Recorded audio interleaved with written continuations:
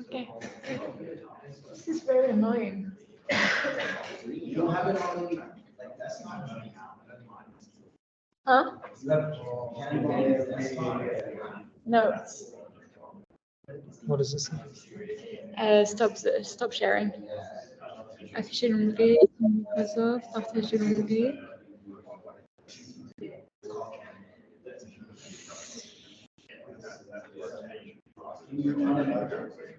No, I can't. I'm on full screen.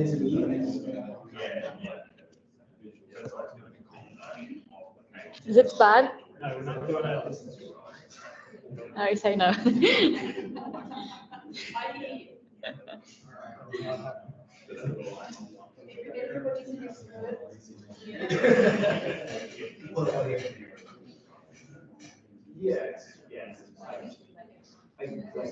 All right, good afternoon. Bonjour, for those online. Welcome to Melissa's PhD confirmation seminar. We have 2 examiners online. Every other PhD confirmation seminar, the way we work here at the University of Canberra is that Melissa is going to present for about 25 minutes, something like that. And then we'll take some questions. And then for the examiners, we'll ask you to stay online and you'll get the opportunity to ask those questions. The first half hour is a public presentation with some questions following that. And with that, I'm looking forward to this. So welcome, Melissa. Thank you. Thanks, Yelea, for introducing me to this confirmation seminar and remembering me that France lost against Australia. It put me in a very good mood to do that. And thanks all for being here today for my confirmation seminar. I'm very excited to present you what I've been working on since the last 10 months and also have your question and feedback at the end of this presentation. So I will start by thanking my 2 examinators, Boris Cheval and Brad Clark, who are both online, but also my team with Ben, Richard, and Andrew, all from UC Rise and the Active Brain, but also Nicola Tam and Walter Sayano, who are both external and very brave to wake up at 6 a.m. to listen to my wonderful presentation. So before to dig too deep into the science stuff, I would like to give you a little bit of the context of why I'm doing this PhD. And for any project I led so far, I need to have this strong why with practical implication behind in order to go with all my heart. So I'm pretty sure you are all aware that we are living currently in a society advocating for the quest of performance. Technological progress has allowed us to measure more and more metrics in order to be more efficient, performant, and bring more money. In the field of sport, this has been translated by the possibility to recruit and select athletes based on the data, but also optimize and individualize their training and monitor their progress.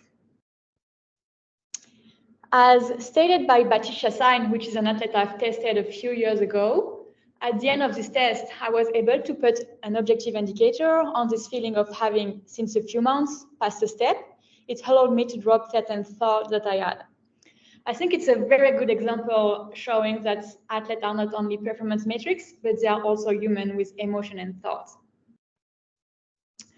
Australia, as a strong sporting nation, is advocating the Win Well Pledge in order to be successful for the Brisbane Olympic, which is going to be held in 2032.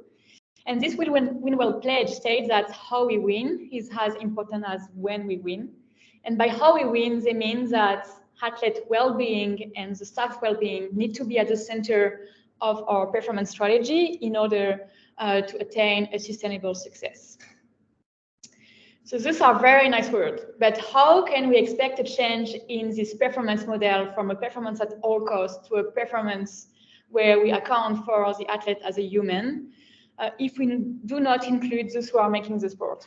And by those who are making the sport, I'm thinking more specifically to sponsors who can, thanks to their financial support, either draw a destructive or a favorable environment for athletes to perform.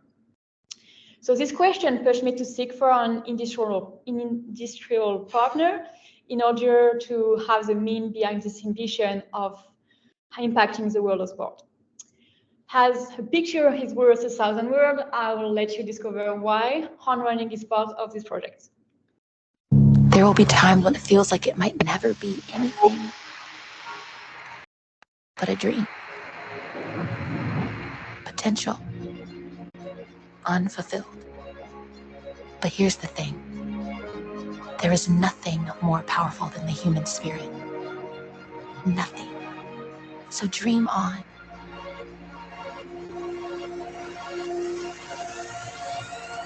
Dream on. So there is nothing more powerful than the human spirit. That was the state. But what do we know about this human spirit? With this PhD, I want to adopt an holistic approach in order to better understand the role of emotion, and more specifically affect, and integrate the psychological metrics to the well-recognized physiological one. So now, what do we know so far with the literature?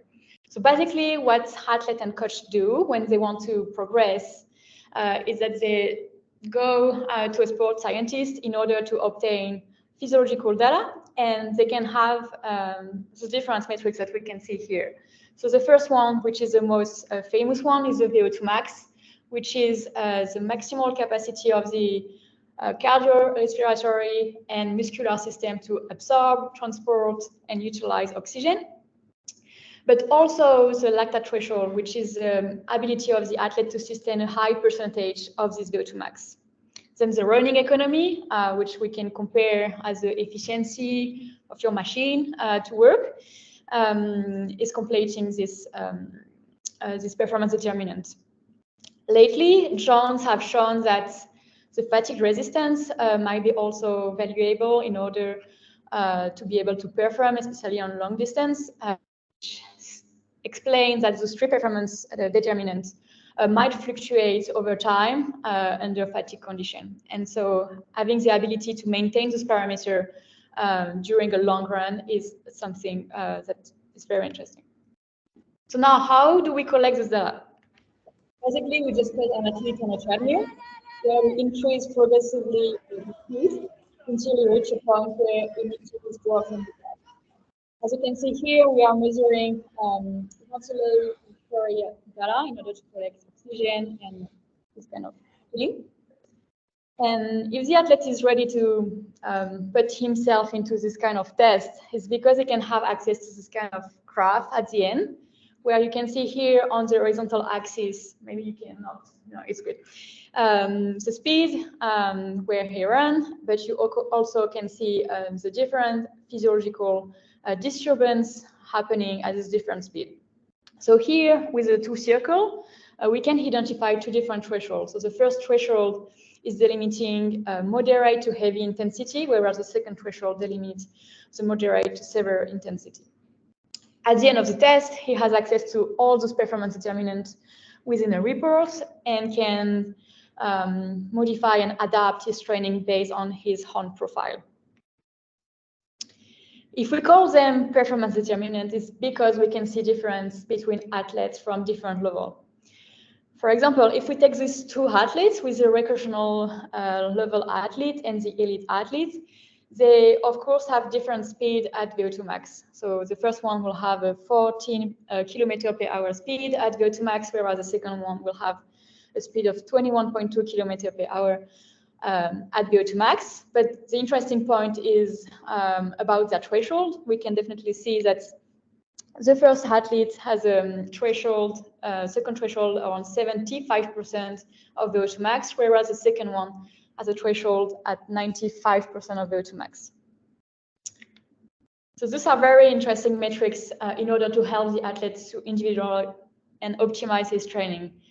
But Rochlin et al. Showed us lately, 1 year ago, that by conducting a study on a high-level squad in Switzerland on a cycling team, they were able to explain variance in performance thanks to using psychological metrics alongside VO2 max.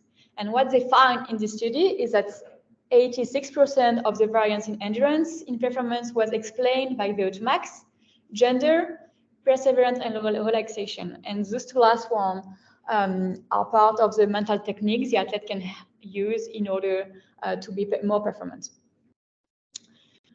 Okay, although the VO2 max have been shown to have a 4 times higher impact on performance, perseverance, which is one of the psychological parameters assessed, need to be accounted for. When we go for a high-level performance strategy, we need to take in consideration every % of performance improvement we can have. So basically what we do in order to collect those psychological metrics, we ask the athlete to complete a questionnaire, but those metrics are poorly explored in task. The only exception is the RPE, which is the perception of effort the athlete is experimenting, which is assessed thanks to the Borg scale, measuring how heavy and strenuous the physical task is. So if we take the same 2 athletes here, what we know is that they have both a linear increase in RPE until the end, so they will withdraw from the task when they achieve a maximal RPE. But the interesting fact is that despite their difference in their physiological threshold, they are the same RPE at threshold. So which means the first athletes who have his threshold at 75% have a RPE around 12 to 13, whereas the second one who have second threshold at 95% have a RPE still at 12 and 13. So if there is no difference between recreational athletes and elite athletes, this is not a performance determinant. But if instead of focusing on what one feel with the perceived exertion, we focus on how one feel by using the affective balance, which in other words is the pleasure and the displeasure the athlete is experimenting, we can see individual differences. So here on the graph made by Ekekakis, which is a famous researcher in the field of health, more specifically to explain why athletes can stay engaged in physical activity. We can see that there is difference between individual A and B, where the first athlete will have a decrease in pleasure at threshold 1, whereas the second one will have a decrease in pleasure at threshold 2. And so one of the reasons of those individual differences has been explained by the intensity tolerance, which is a trait that influences a person's ability to continue the task, despite the fact is not experimenting pleasure anymore. So to sum up, what do we know? Physiological metrics are very interesting in order to optimize training. Physiological factors could help us to have a bigger and more complete picture, but they are poorly assessed in task. The RPE has been the main focus where sport physiologists have been collecting this data, but affect could be useful. So now the main goal of this PhD is still to be able to go toward a pathway where we can have a sustainable success. So we definitely need to account for those psychological metrics. And I believe that thanks to this research, we can make the first step towards the inclusion of those metrics. So the research question is to how can the use of in-task affective measure alongside physiological one provide a more complete profiling to explain individual performance better. We will develop 3 different objectives, with the first one being determine if the affective balance might be a psychological determinant accounting for difference in performance. We will then deepen our understanding thanks to the manipulation of those affects to study the relationship with performance. And then we will identify how affect vary under fatigue condition. So this research question will lead to a PhD in 7 chapters, where we will publish 4 of the chapters. Regarding the first study, we will explore how affect as a psychological performance determinant can be used in physiological testing. So if you follow me well with psychological determinants, how they've been assessed, basically what we are interested in is the value at baseline, maximal value, value at thresholds, earning economy. I did not mention that, but just leave it. And if we take the same approach with affect, we will be interested to look at the value at baseline, the value which gonna be probably a minimal value instead of a maximal value, value at threshold, and its variation over time, which lead to our first research question. And then we will try to understand better why is there this individual differences by adding other psychological metrics such as motivation and perceived effort. So for study 1, we will recruit 82 athletes from recreational to elite level, which will be recruited thanks to the UC Rise network, my personal network in France, but also high-level athletes from on running. Oh, it's not a spider, it's just sorry, on running and the AIS for elite athletes. So regarding the protocol, we will have a first phase where the psychological factor will be determined thanks to questionnaire, so what we currently do, with the PANAS measuring the mood and the breakthrough Q3 measuring motivation. Then we will determine the starting speed of the treadmill thanks to a familiarization session, and we'll ask the athlete to run 3 minutes at this pace before having 1 minute break where we will collect a lactate sample in order to obtain the blood sample in order to collect the lactate, but also RPE, perception of effort, feeling scale measuring affect, and motivation. We will then increase by 1 kilometer per hour the speed until the athlete reaches second threshold, where we will let him finish the stage before having a break, and then he will restart at the same speed, increasing 0.5 kilometer every 30 seconds until he decides to withdraw from the task. So what we are hoping to get from this study is to have this kind of profiling where we will be able to analyze difference between athletes from a lower level and high-level athletes. So we are expecting that the better the performance of the athletes, obviously the higher is their percentage of VO2 max at threshold, and the more positive is their affect at threshold. In order to deepen this understanding of affect, we will modulate this affect in a second study. So there is something I did not explain you earlier, is that it's not because the athlete reaches VO2 max that is withdraw from the task. Indeed, in this example where our elite athletes reach VO2 max at 21.2 km per hour, he will finish the test at 23 km per hour. So what does that mean? Is that when you reach VO2 max, the oxygen supply cannot be the only one helping him to progress. There is no possibility for him to use more oxygen, so he will rely on other resources.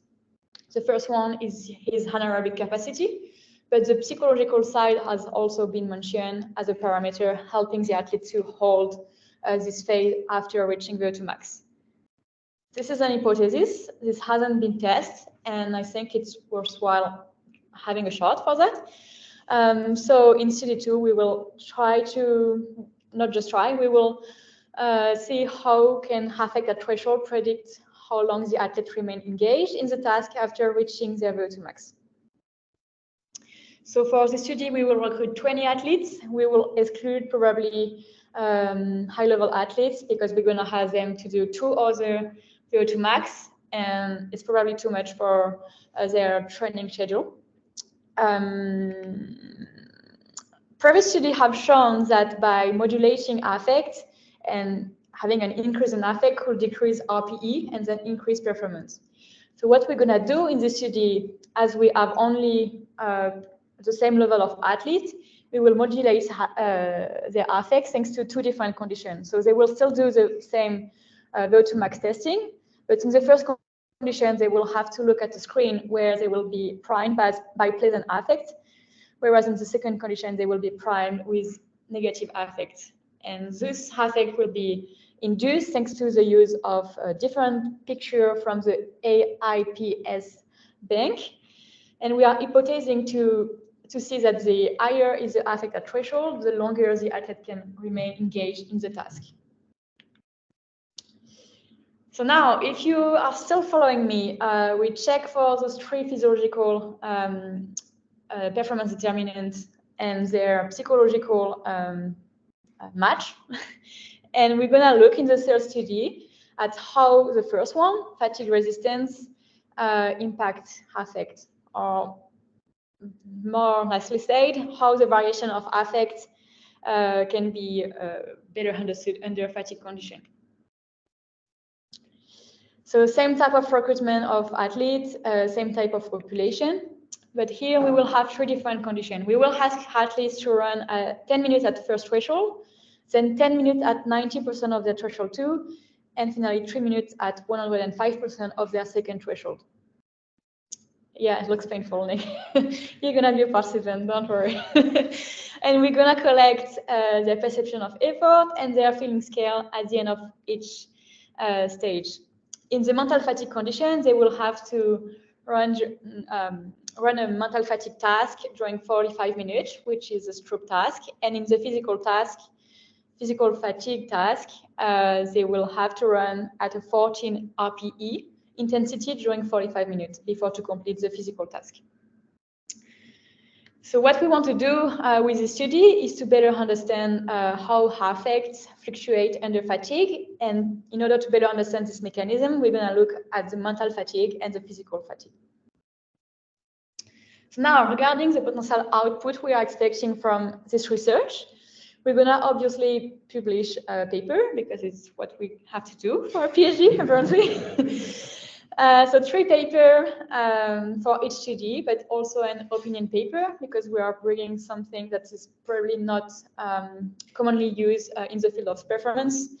And we will target journal in psychology, in physiology, and in performance. Regarding the research dissemination, we will also attend to different conferences. I've been very lucky this year to attend to several conferences in Europe in 2023. And for those who were here to my introductory seminar, you might wonder why my project have changed so much. And I really believe thanks to this interaction with world experts in this field, it helped me to redefine where I'm going and to go toward something that's probably more useful and aligned with the reality and the possibility. My first presentation will be in November next year in New Zealand. Before having a busy schedule in 2025, where I will try to present at the psychophysiological conferences, which was a very good one this year, ECSS, and probably one in psychology in Montreal. I got also very lucky to present my research at Horn headquarters in Zurich this summer. It was very interesting to confront, put all the scientific field into the real world and to have feedback from people developing projects and people working with athletes. So I'm very looking forward continuing doing this presentation. And the most exciting part for me, but which is still at the stage of an idea, is that we want to develop a science field project probably by the end of my PhD, where we will have probably a sporting event, but also a part with research dissemination, where we're going to highlight the use of psychological indicator and factor in order to improve performance. This is also going to be at the services of athletes, the pro athletes from On, where we're going to give them the possibility to have access to this physiological profiling with psychological metrics. So now, at this stage, you might wonder why I'm focusing so badly on affect. Well, literature have shown me promising evidence that it can be the perfect bridge between psychological and physiological performance determinants. Mood, which is a different construct, but we share similar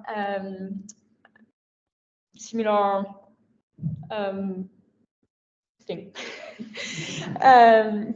Have shown to differentiate performance from good to bad performance.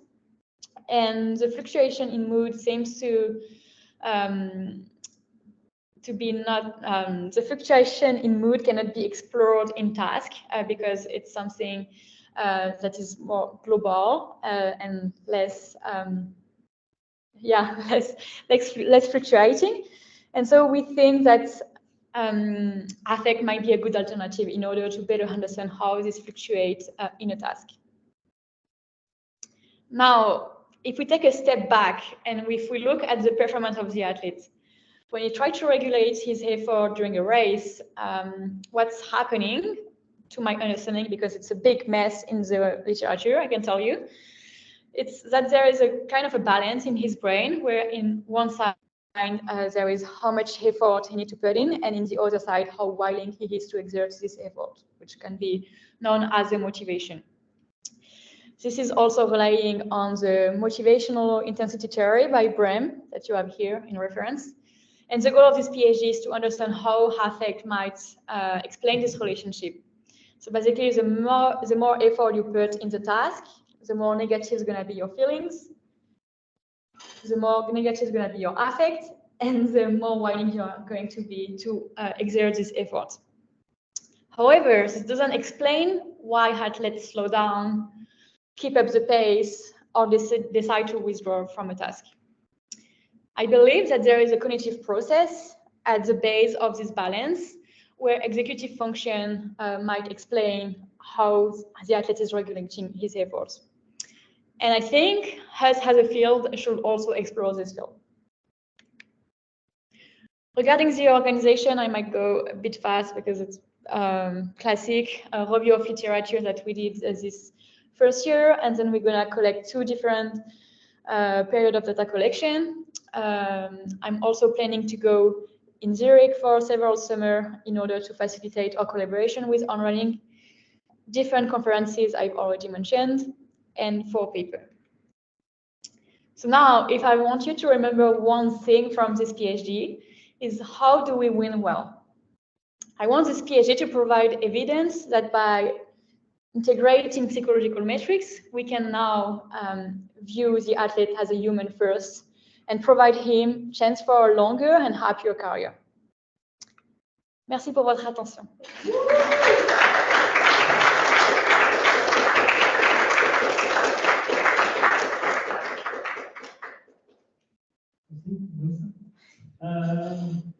Any questions, as long as they're not Australian real world spider questions? I already told you about the spider, like, so I was touching my leg.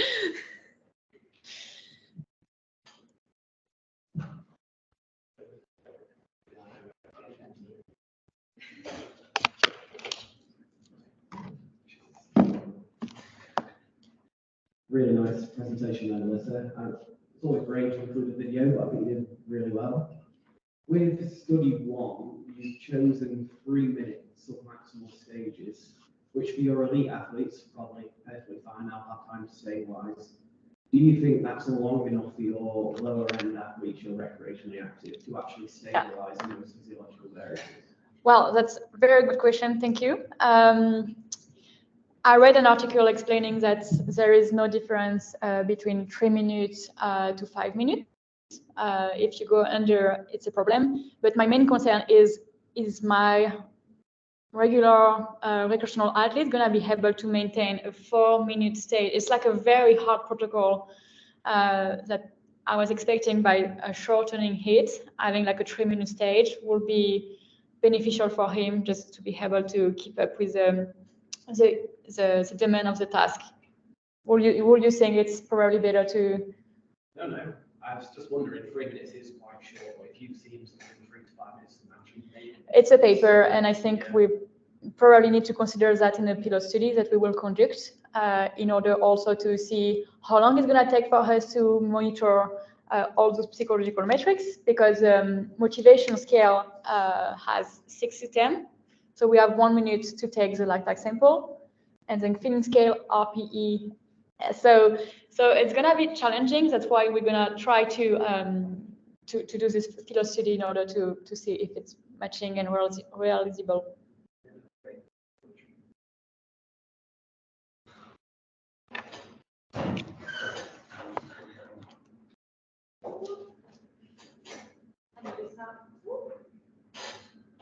Hi. Thanks for that great presentation. It's actually very nice to see some performance-based research coming out of the active brain.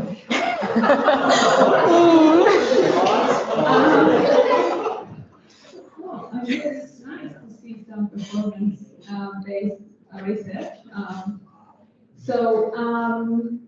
was just kind of thinking about your So you're trying to profile, what are the differences in mood between people that can perform better after they reach that, VO2 max versus people that don't.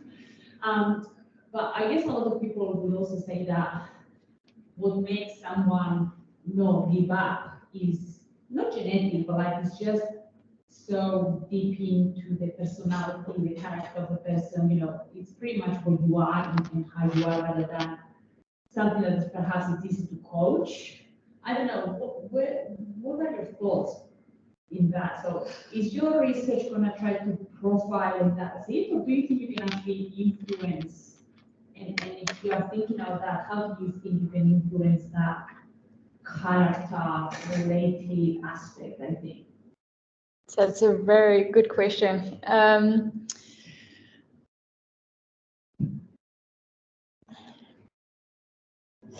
What I think about your question is that, well, we are trying to measure in the first stage mood in order just to compare those different conditions, and during performance we will measure affect. So we have nothing about their personality. We have no information regarding that. And as I explained with this graph, the intensity tolerance, which is a trait, might be probably very interesting to look at. And I think this might be influenced not only by genetic, but also by training. So that's probably something that we could probably deduct from our research. There is also the motivation of the athlete we're gonna look, and there is one very interesting study who showed that the different type of motivation you have fluctuate during effort. So you're gonna have a decrease in intrinsic motivation and an increase in other type of motivation.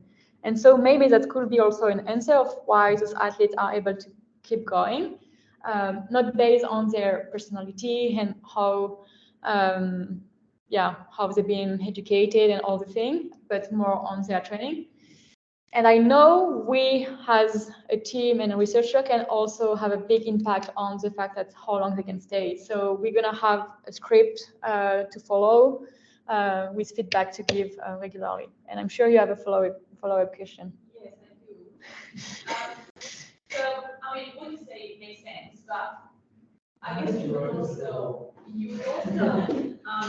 would you agree that if you have two individuals that are trained exactly the same, with exactly the same physiological capability, but what makes someone give up before the other? What do you think that is? I think that's actually my PhD. So I have no answer. I have no answer right now, but I believe that by looking at their affect, their motivation, and their perception of effort.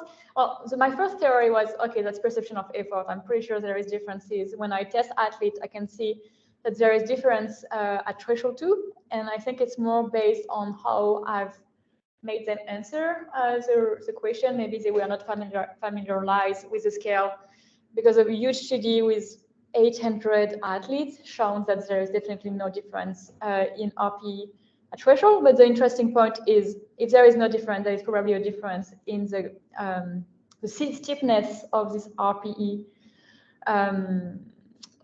curve. So that's a lot of things that we need to consider, and there is no answer right now. I'm going to wrap it up there. I just want to point out that Melissa is very active, particularly on LinkedIn. So if anyone wants to engage and ask more questions with her, we'll say Alex has got another question, and Melissa, there's also a question from Christy online, which I'm sure you can engage with her at some point as well. Apart from that, just a reminder, Boris and Brad, if you can stay online for our meeting post-presentation. And apart from that, thanks everyone for being online and for joining us in the room. Thank you. Thank you.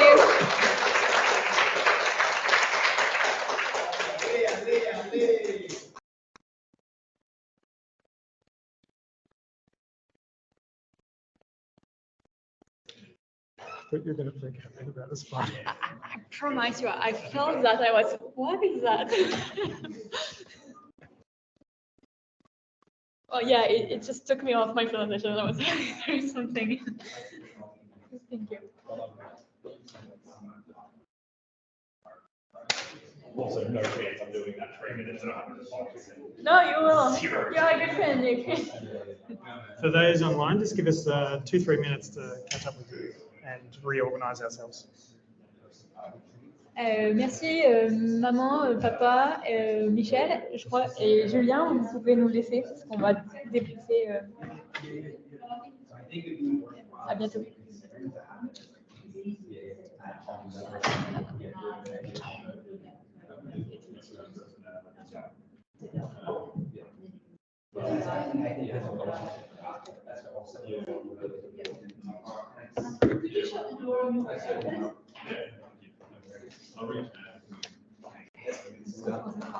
Merci, merci.